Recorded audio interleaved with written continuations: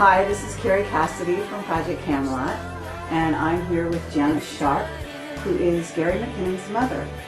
And we are just doing an update because we interviewed Gary a couple of years ago now, which was really a wonderful experience. And we are very interested, we happen to come to England, we're very interested in hearing what the status is on Gary's case.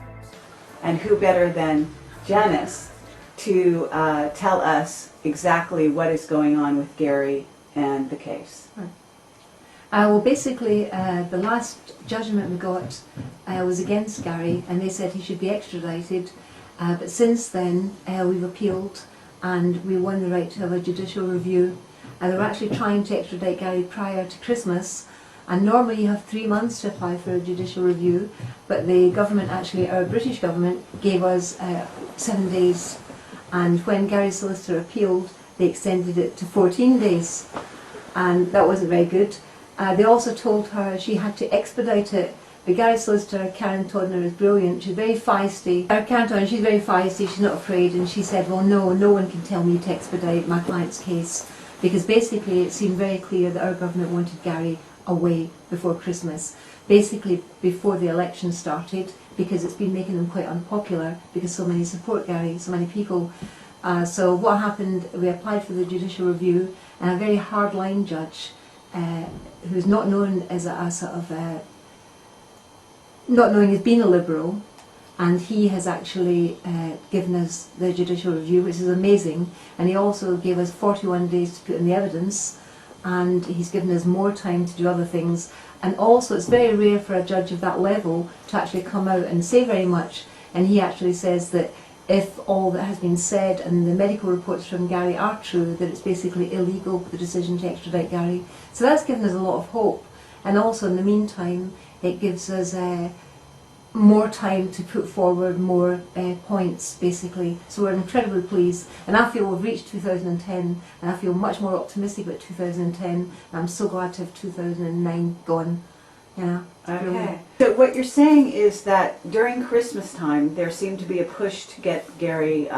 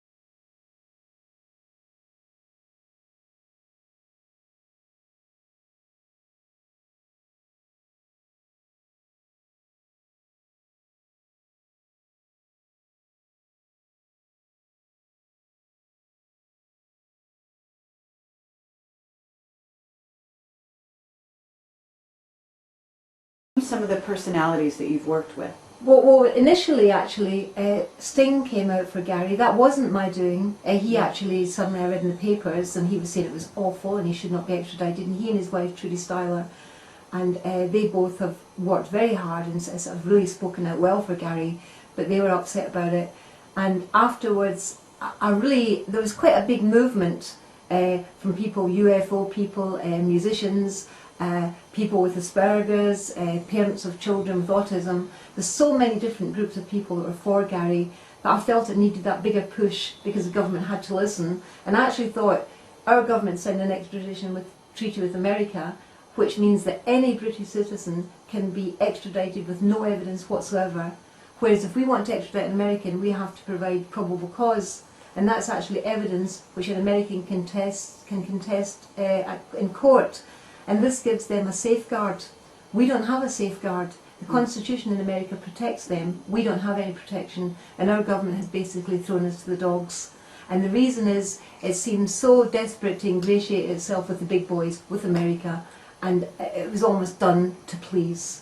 And it's been so bad for so many different families in the UK, and so many people we were told that this treaty was to be used for terrorists, and so far it's been used for anyone but. And people who are suspected of really heinous crimes, nothing's happening to them. You know, they go to the European Court of Rights, and they, you know, are given as a favour, and they will consider their cases. But the people who are totally non-violent and absolutely nothing to do with terrorism, they're the ones that are sort of suffering. I mean, Gary's been told he would get 10 years per count, 60 years if he didn't accept the prior plea bargain. And he was also, his solicitor was told in the American embassy one state wanted to see him fry. For what? For sitting on a keyboard, a dial-up connection, looking for evidence and suppressed information of UFOs and free energy? I mean, why on earth would you want to give someone like that, who was in a 28K really old-fashioned computer 8 or 9 years ago, why would you want to do that to someone? It's ludicrous. The whole thing is so out of proportion, you think, why? What is actually going on here? But anyway, I felt it needed this bigger push, and I thought, how can I do this? And because we're musicians, and I've always felt that a lot of musicians will stand up for justice, and they will speak out. They're not afraid. The government listens to them, because governments are very celebrity conscious. When they have elections, they have celebrities on board. So basically, I knew David Gilmour's brother-in-law, from Muswell Hill, and I got in touch with Joe. He knew Gary when Gary was younger, and he didn't even realise it was Gary. He was actually shocked. He knew all about the case. He says, "God, I never realised it was Gary." And he got on to David, and I had already written letters to David, and David was amazing. Wilson, Gary's stepdad, did the backing track to the song Chicago.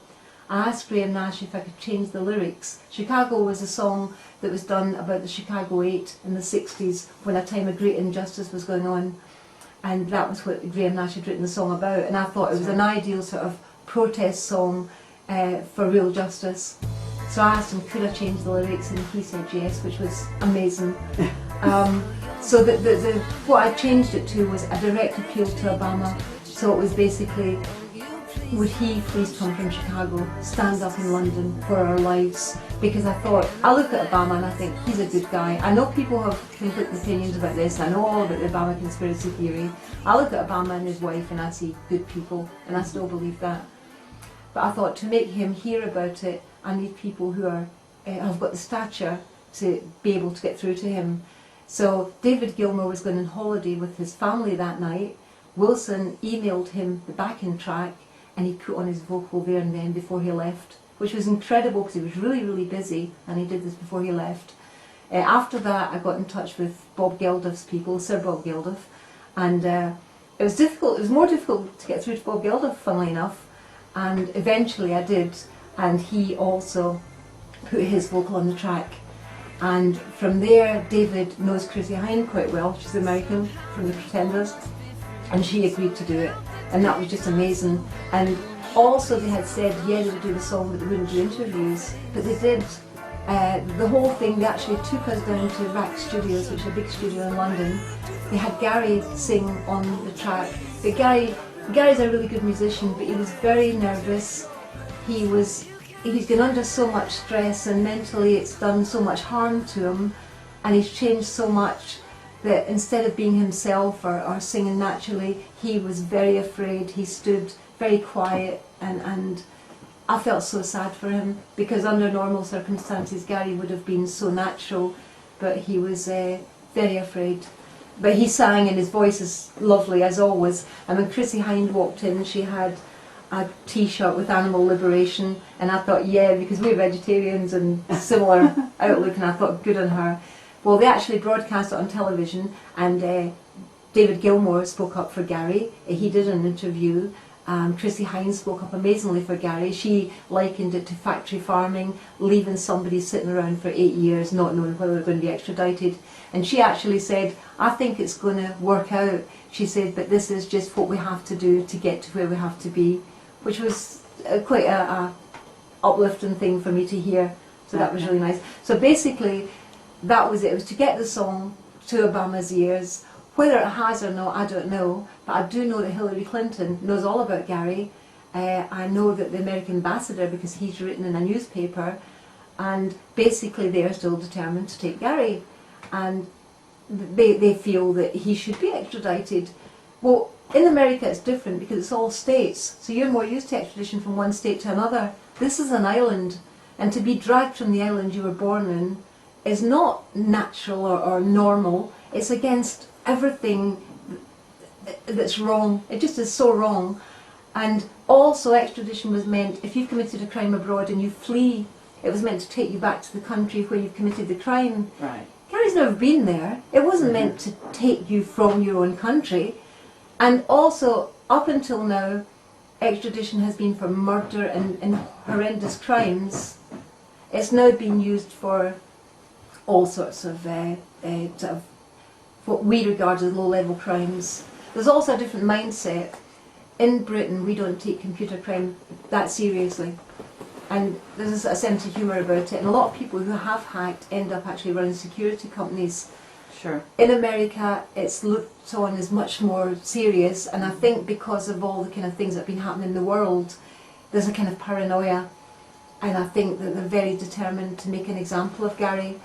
But what happened was Gary admitted to computer misuse. This to me was his mistake without a lawyer being present. He was arrested by the high-tech crime unit, the British high-tech crime unit, and he was told that he'd probably get 6 months community service. And he got was on, misled. he got on. I think that it was genuine. They actually even said to him they would like someone like Gary to work for them. And Gary got on with them well. He says, those are computer people, they're really nice. Gary's very naive. Since then we've found out, there's so many things about Gary I could tell you about his childhood, how different he was, how he was. And actually it relates to Asperger's. People with Asperger's are intelligent, that's a criteria for it. They are often very articulate, which Gary is very articulate. And Gary, since he's 2 years old, used to talk about the stars and space, and which is pretty amazing for a 2-year-old. And he could read when he was 3. So when we actually saw the professor, Professor Simon Baron-Cohen, I said, well no, Gary can't have Asperger's because he could talk when he was 10 months, he could read when he was 3, he would talk about stars when he was 2. He says, no, that's Asperger's. He says, Asperger's high-functioning autism, they come on very fast. He says, but what it's like is, it's like living in a country where you speak a different language. He said, people with Asperger's can't read facial expressions. Gary used to, when he was younger, he bought a book and he was obsessed with learning body language. I thought, what's all this about body language, you know? But I realise now it's because he didn't understand body language. He also told us a long time ago he had difficulty knowing how to fit in with different people, so he would tend to be what they wanted with each person he was with. And it's because he didn't know quite how to react. Also, Gary has never been the tiniest bit racist, but apparently people with Asperger's don't see race, they see people. They also generally, this is very weird, have monotone voice. Gary has a monotone voice, a beautiful voice, and also they don't, the facial movements aren't as expressive. It's all very calm, and there's so many things. When Gary was a child, he used to scream if he went on buses. And I didn't understand why he'd scream when he was on buses. His friends all travel abroad. Gary never does. He doesn't leave North London. He wants to be at home. And I realise now all these things are part of it. It's a completely different way of seeing. But there's a professor Atwood who's English and he lives in Australia, and he's written lots of books that lots of people with Asperger's relate more to computers than to people. And although he relates, you know, you can relate very well, but they actually relate very well to computers. And Gary's obsession, as you know, because you've spoken to him, he felt he was in a moral crusade. He felt if he could expose the cover-up there was of free energy, that this could solve the world's energy crisis. Old people wouldn't die of cold, you wouldn't have the problems with climate change, and he genuinely believes that this evidence is suppressed.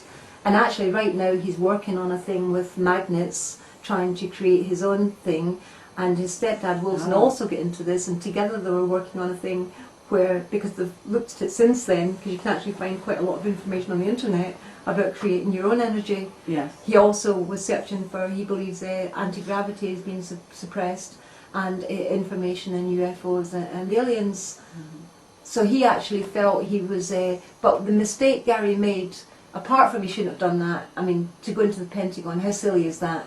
It's just crazy. Right. And Gary said, well, there was no passwords and no firewalls and thousands of machines, and he couldn't believe this. He couldn't believe his luck, to be honest, because he could find out all this information.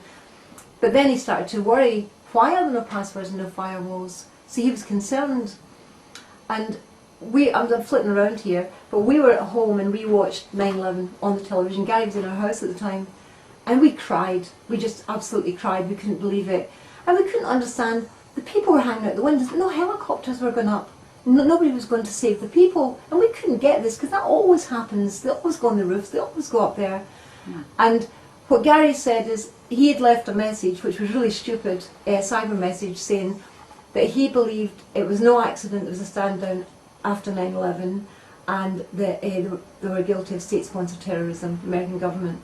The reason he explained to Professor Simon Baron-Cohen that he believed this was, he said there's a protocol in America that if a plane flies off course for even a few minutes, fighter jets are sent up, they monitor the pilots, they monitor the people, the travellers.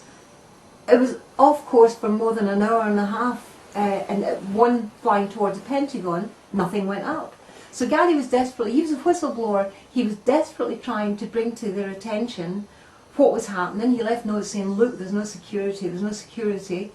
And he couldn't understand why no one was doing anything. He was shocked, and he kept sort of saying, you know, your security's crap, you know, what's happening here?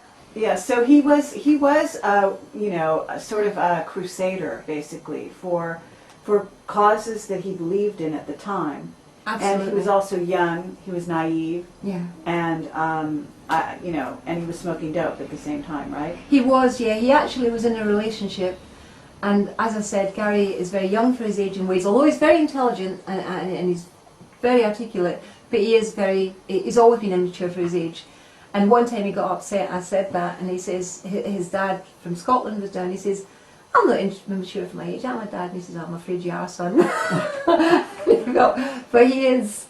And so he felt he was in this moral crusade. Sorry, tell me what you said again. No problem. And he was how old when he originally did this so-called crime? Yeah, I think he was about 35, I think he was then. But his girlfriend at 33 had wanted a baby.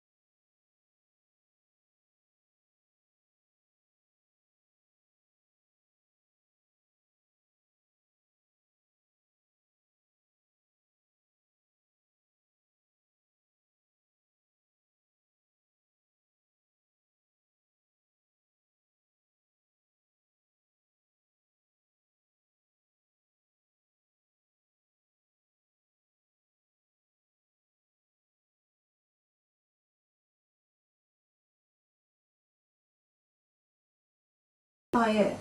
So even she, as a 16-year-old girl, 15 I think she was, saw the vulnerability of Gary, you know, even then. I understand. And what is it that actually, do you think stimulated Gary to get on this whole UFO story? Do you think that he had, for example, abduction experiences when he was very, very young?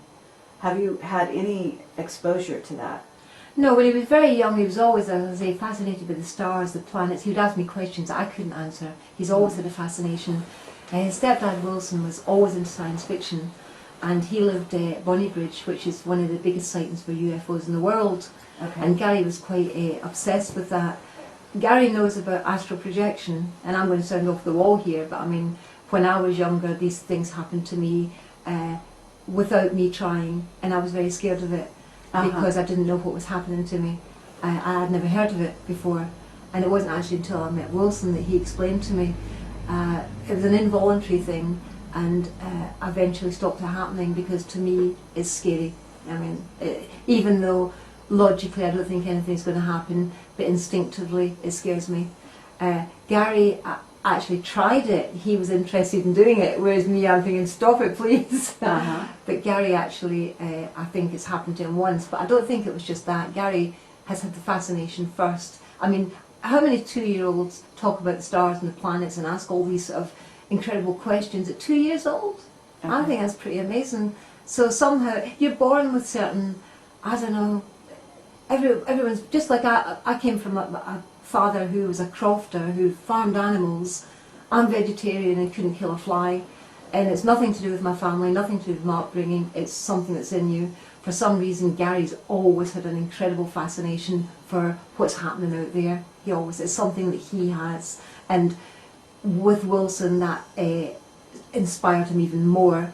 And Wilson was his stepfather, you said? Since he was 5, yeah. Since he was 5? Yeah, and that's actually sort of added to it because he was fascinated by all sorts of stories and so on. So he had that influence in a parent, is what you're saying? Yeah. Okay, very interesting.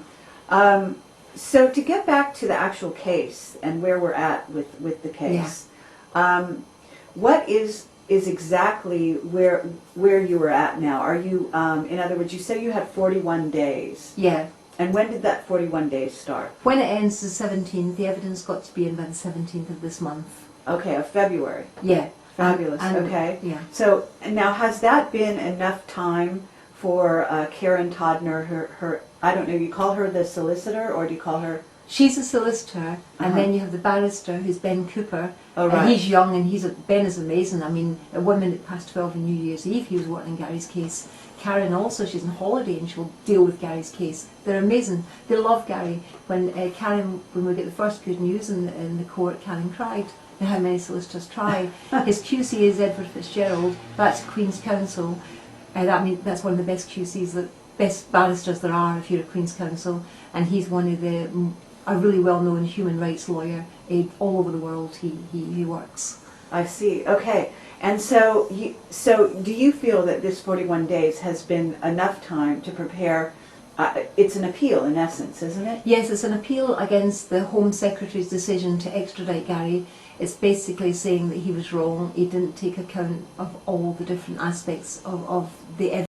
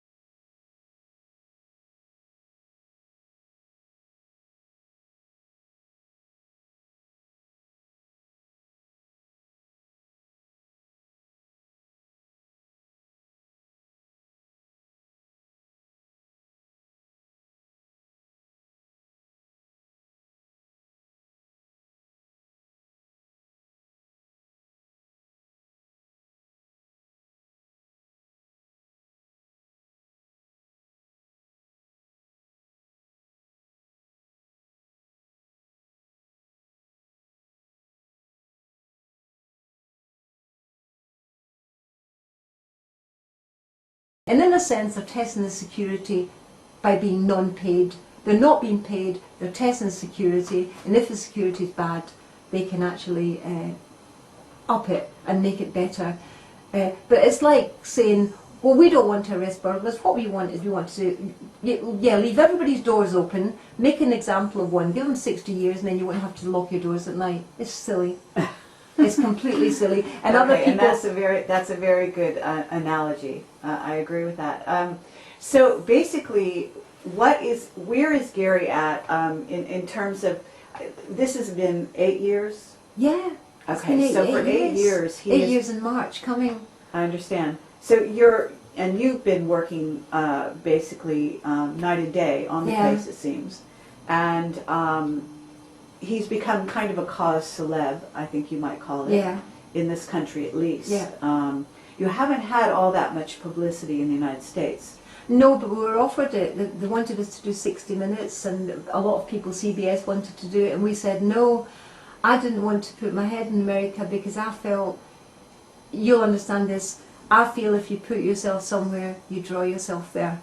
And if you start putting your head in America too much, you pull yourself there. It's like if someone, as they say, wants, I think I heard it in your show actually, wants to go to Taiwan, and they'll meet somebody in the train with a brochure for Taiwan, and it actually makes it. So you create your own reality is what you're saying. Yeah, and I felt if you put your head in America too much, you'll pull yourself towards America. But funnily enough, I did do Coast to Coast a couple of weeks ago because it was a really nice woman, and she set it up, and she loves animals. I love animals, and I just thought she's a good person. Okay. And also I thought that the American people would be really angry and not like Gary, and he'd be seen as an enemy of the state.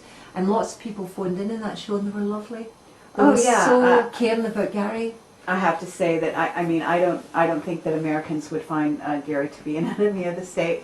But I also feel that our own interview showed his personality. Absolutely, for it was Americans, incredible. And it was incredible. And he's clearly a peaceful, loving individual. Yeah. And so I think it's wonderful that you are standing beside him, in this battle, so to speak.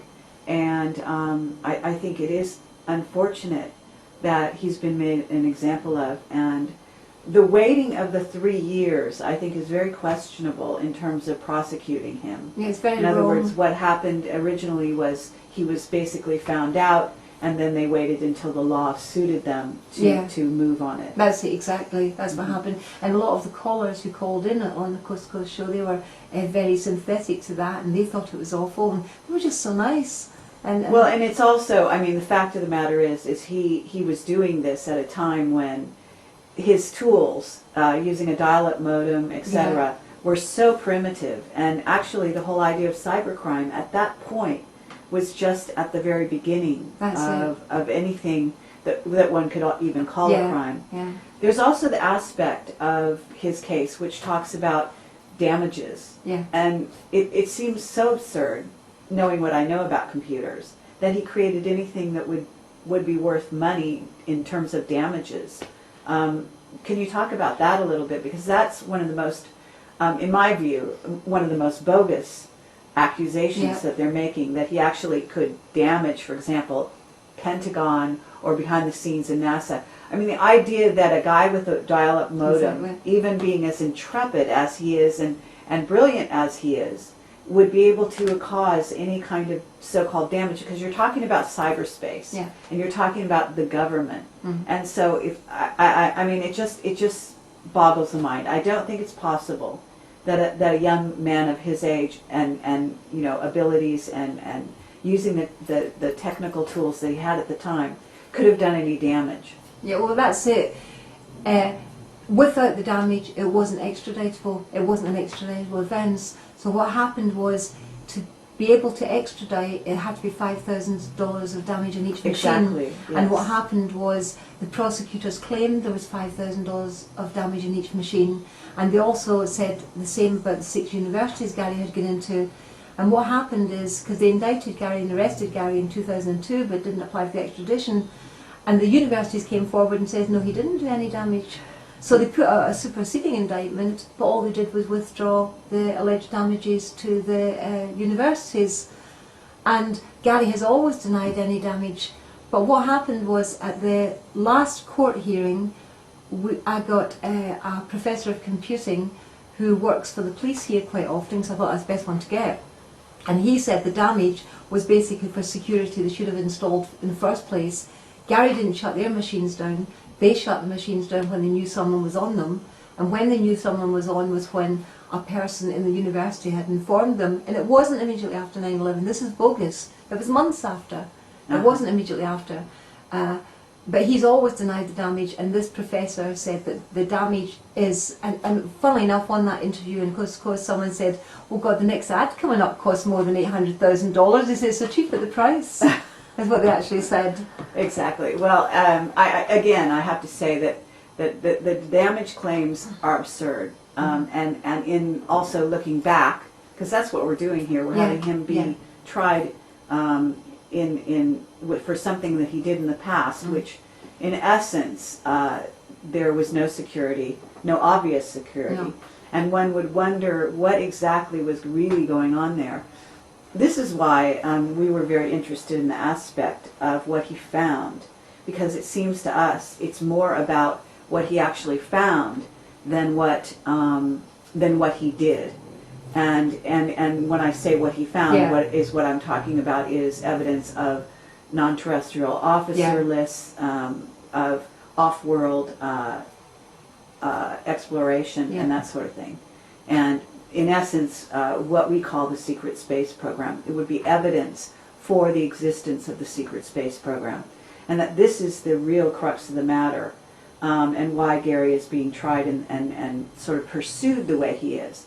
What's interesting about it is because of the way you and Gary have pursued the situation and defended the situation, and obviously your solicitor and so on, you have basically drawn more attention to the case. That's true. Than maybe was originally felt would happen.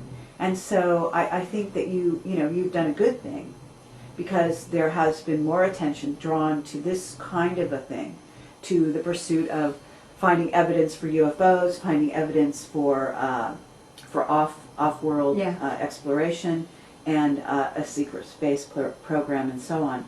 I am curious whether or not Gary had any sort of training in terms of astronomy.